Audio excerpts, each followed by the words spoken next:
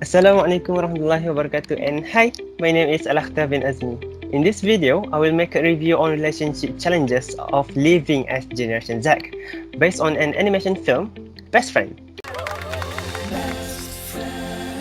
So, this short animation put forward a very interesting story as a caution for us and also for our future generation. The story is about a lonely man named Arthur addicted to a visual product that provides best friend. So at the beginning, we can see that Arthur is having fun celebrating his 30th birthday with his sweet girlfriend and also a group of friends. But we can see here that obviously they are not humans. While they are partying, suddenly Cammy, the girlfriend, is dimming out. And yes, she is not a real person too, which means her virtual power is getting low and needed to be reloaded. So after reloading, they continue the celebration where Arthur is really having a blast until he gets overexcited and accidentally step on his own eyedroppers. And yeah, the substance he uses for reloading the virtual device. So as it is the only thing that makes him feel alive, he gets panic and things start to turn into a mess. He is at this stage, seems to be enveloped by desperation to reactivate the device. So at that moment, his life purpose is focused on getting the friends back through the drops of the substance. And Arthur, who is in real life, is actually a lonely man getting addicted to the best friend device in order to release himself from anxiety and depression of living in isolation. The climax of this film shows him going to the underground to get the droppers where he is being attacked by a hardcore addict, who then stole the device located on Arthur's temple. This film ends with Arthur being back in his apartment. He finally looks relieved looking at himself in the cabinet mirror in the bathroom.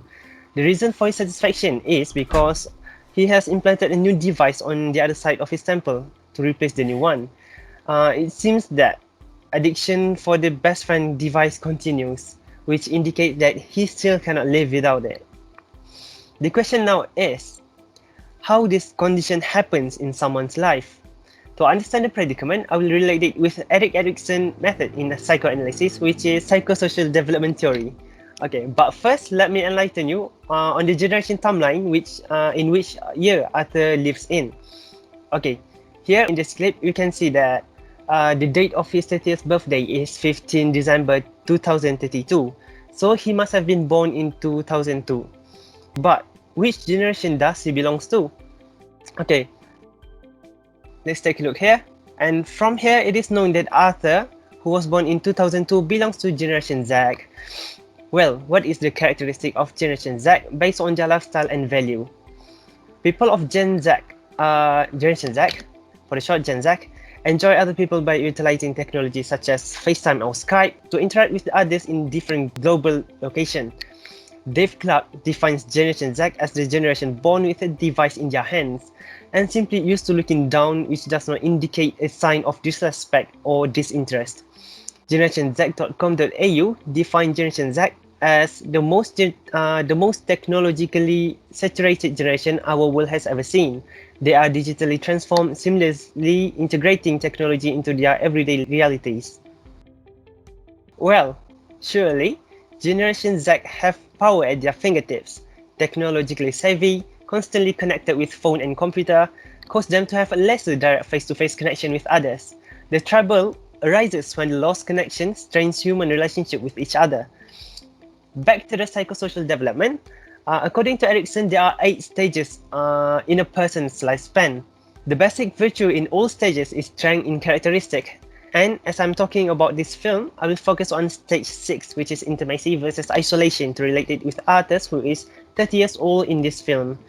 Basically, this stage is about forming intimate or loving relationship.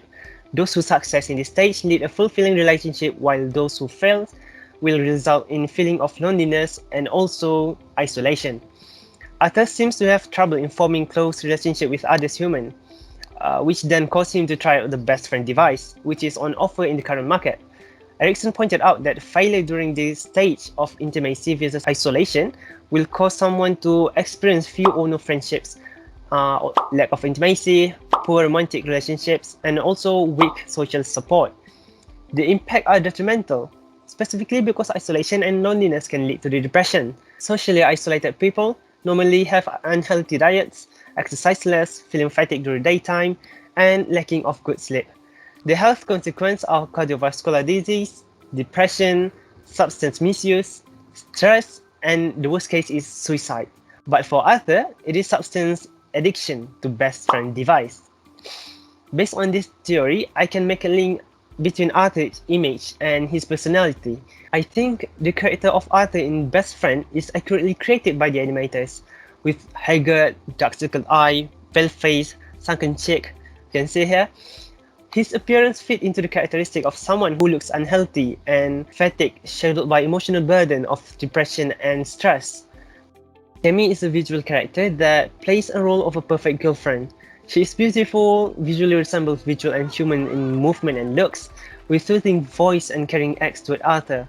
The sweet voice bearing promises to be Arthur's best friend forever. But unfortunately, it is just a preset speech that is emotionless, empty, unrealistic coming out from a mouth of a visual product. What? Come on. I'm not going anywhere. We are your friends, and that's what friends are for, right? The other visual friends are made illusionary as their shapes and color are different from humans. Their existence just to make the surrounding happening by noisy cheers, they appear with repeating movement programmed to enlighten someone's day.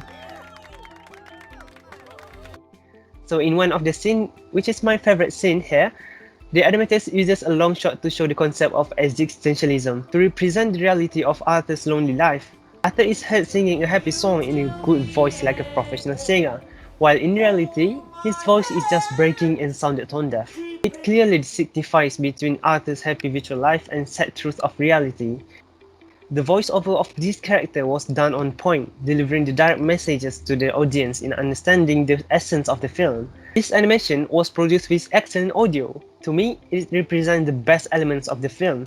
The utilization of the audio, which includes music, dialogues, sound effects, background noise, and ambient sounds, are appropriate and entertaining, and particularly sync with the actions in the film.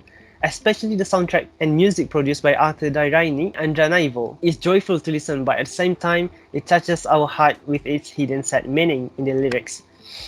So, based on the lyrics here, we can see that isn't it ideal to have close friends who will be by our sides during our ups and downs in life?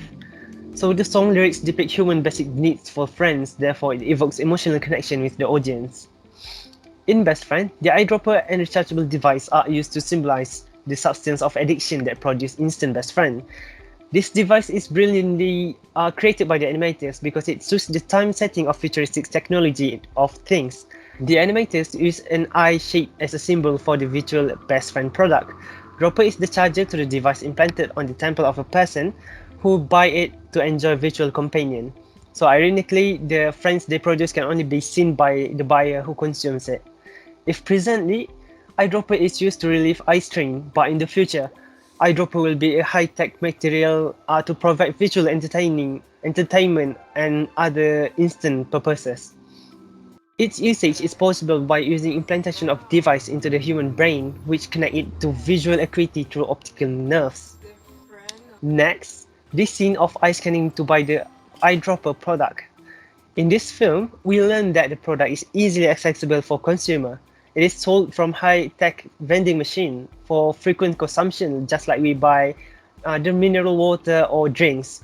Whereas my money often gets rejected, people in 2032 just purchase things by scanning their eyes at their machine. Can you imagine how amazing it is?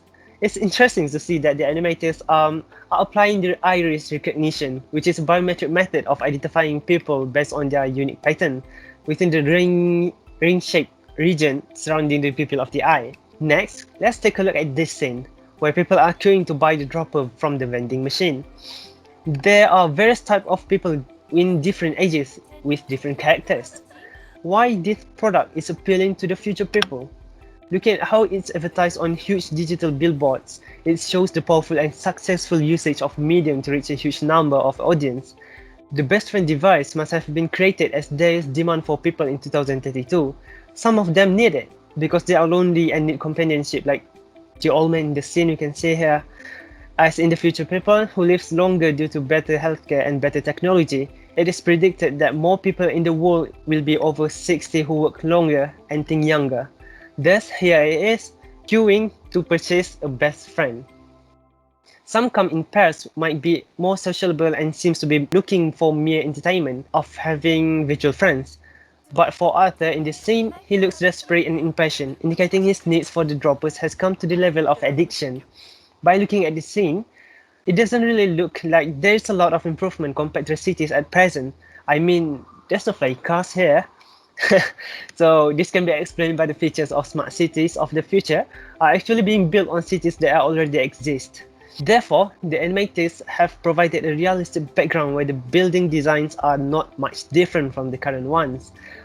What are futuristic here are the application of advanced technology of ubiquitous, big data, the Internet of Urban Things and other innovation that function within existing infrastructure.